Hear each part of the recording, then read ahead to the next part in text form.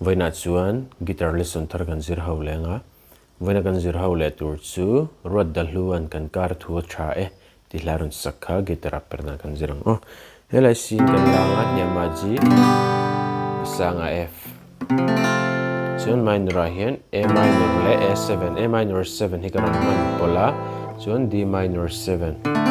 dule D minor poi kan hmang thei o chuan a topa khan G7 in kan top o chuan tihan kan strumming o a tira verse te a kha chuan a strumming pattern a phel ang do chu kan hmang o down down up chu na kalang o verse a khan na na na na na na na na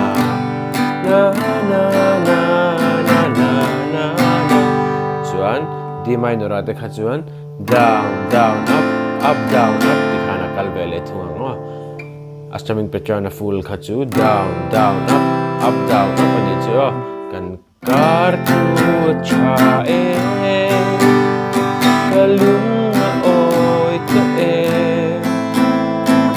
nawang vela itona kalunga oi atopa khan nawang vela itona kalunga oi ti khara top tamo G7 khan khatate kan G7 kan mangze wani cha alanan karam play mil lenga muluk te vini lo ngai thale don ne